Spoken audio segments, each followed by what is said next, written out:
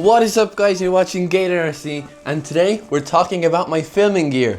And that means everything from the lights to the studio and to everything else in my videos. So all of the cameras, microphones and all of that good stuff. Anyway, there is quite a bit, so let's get right in. Starting off with my main camera. This is the powerhouse of this whole operation. And it is the mighty Sony Alpha 6700. It's got incredible video quality, lots of dynamic range, 4K 120 FPS, so awesome slow motion shots, but the photos from this thing are also incredible. 26 megapixel, and there's a lot of different lenses that you can get for this camera, so it is a great choice in my opinion. I use this thing for pretty much all of the videos that you see. 99% of the shots will be from this camera. And I mean, there's nothing else to say except it is awesome. I have two lenses to go along with this camera. One is a 16 to 50mm Sony and the other is a 70 to 300mm Tamron.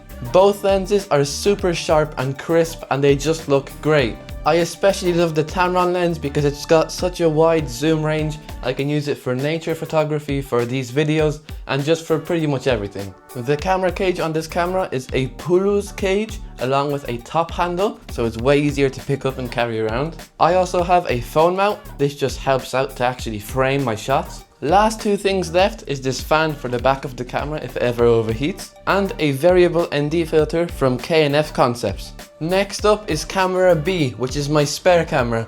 This is just an iPhone 14 Pro. It's always been very good, no issues with it, and it's also my old camera. To go along with the iPhone, I have the DJI OSMO Mobile 6, which is a gimbal. And this just means that the video is always very stable, even if I am running on the beach.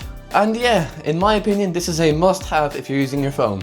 Now, one of my favorite tools to use, and that is my drone. This drone is the DJI Mavic 2, and it's a pretty old one, but it's still really good. Of course, it's a camera drone, so it has the gimbal in the front, so you always get stable footage, front, rear, and downward facing obstacle avoidance sensors.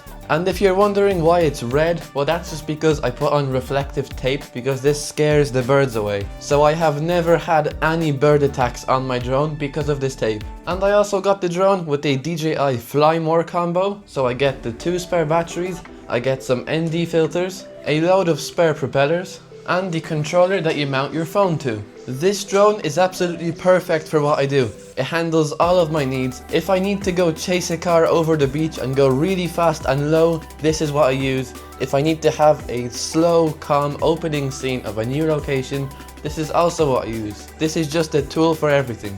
And I do not plan to upgrade to a better one because I just don't think it's necessary for me.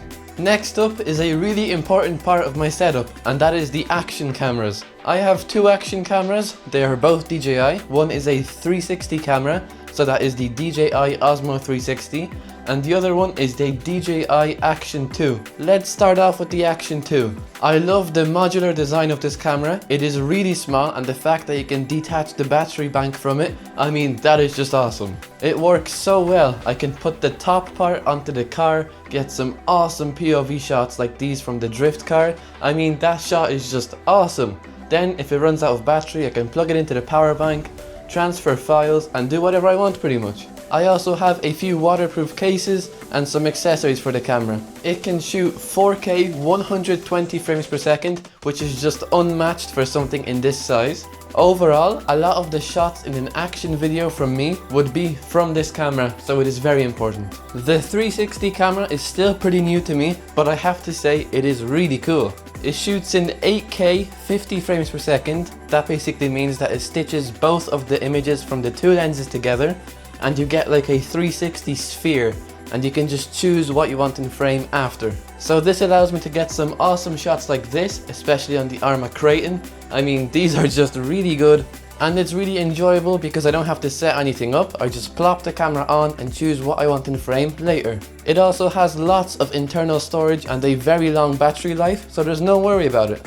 Overall, just as all of the other cameras I have, this is a perfect choice for me. The computer that I edit everything on, manage all of my accounts and do all of my work is a Apple MacBook Pro from 2023. It has the Apple M3 chip, 1TB of storage, 8GB of RAM and a 14.2-inch display. And for me, this thing is a beast. It can easily edit all of my 4K 10-bit videos And I mean, anything I throw at it, it just takes it no problem. This is where I have all of my files, edit everything, and I mean, anything I do, it's just no problem for this thing. It's a great computer.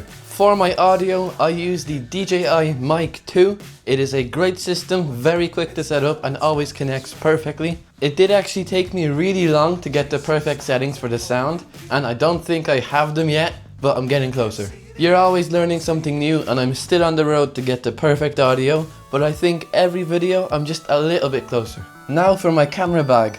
This is just a bag from Amazon. I think it's called the Best Qual or something like that, but it's a pretty cool bag. It's got hundreds of different pockets to put all your stuff in, lots of different zippers and stuff hidden everywhere. It's a very good bag. I can fit all of the gear that you saw in this video in this one bag, which it is actually pretty heavy at the end, but I mean, if it all fits in, then I'm happy. And the bag doesn't look very expensive, so it's not that flashy, if you know what I mean. Almost all of the stuff that you've seen in this video has its own custom box made by my dad. So all of the microphones, the cameras and the lenses have their own little boxes. All of them are labeled, which is super nice. And the inside of each of these boxes is custom made for the camera or microphone that's going inside. So a huge shout out to my dad for making these for me. Last thing left to show is my studio. So this thing is a turntable made for showcasing products. So I have this controller here and I can just rotate this table, and that makes like the cool effect that you've seen all throughout this video.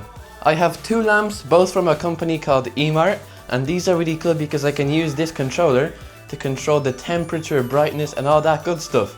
So it's a really easy system to set up.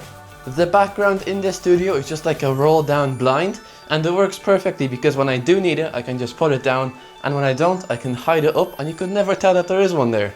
And yeah, this is what the studio looks like, the first ever shot of my entire studio.